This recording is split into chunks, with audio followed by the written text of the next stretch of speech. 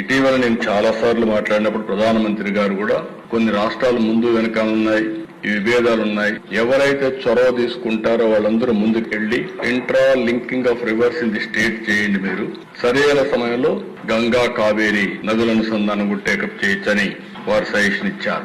మొదటి రాష్ట్రం నదుల అనుసంధానానికి శ్రీకారం చుడుతున్నాం. అన్ని నదుల అనుసంధానం చేసే బాధ్యత ఎన్డీఏ ప్రభుత్వం తీసుకుంటామని మీ అందరికీ విజ్ఞప్తిస్తున్నాను.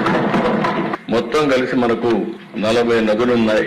38,457 మైన్ ఇరిగేషన్ ట్యాంక్స్ ఉన్నాయి. 19 లక్షల అగ్రికల్చర్ పంప్ సెట్స్ ఉన్నాయి. 14 లక్షల వాటర్ కన్జర్వేషన్ స్ట్రక్చర్స్ ఉన్నాయి. 106 లక్షల ఎకరాలు ఇరిగేటెడ్ ల్యాండ్ ఉంది. టోటల్ ల్యాండ్ చూస్తే 402 లక్షల ఎకరాలు ఉంటే అందులో 26-27% ఇరిగేటెడ్ ల్యాండ్ ఉండే పరిస్థితి వస్తా ఉంది. అందుకనే దేశ ఈ రోజు మనం ఆలోచించేది ఒకటి నదుల అనుసంధానం చేయడం, అదే మాదిరిగా ఎక్కడికక్కడ ఇరిగేషన్ ప్రాజెక్ట్స్ అన్ని పూర్తి చేయడం. తెలుగుదేశం ఆ రోజు ఎన్డీఏ ప్రభుత్వం 14-19 5 సంవత్సరాలు 68,417 కోట్ల రూపాయలు ఖర్చు పెట్టాం.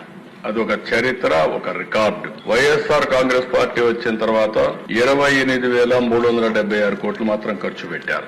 ఈ సంవత్సరం మళ్లీ మనం 1 year లో 12,454 కోట్ల రూపాయలు ఖర్చు పెట్టాం.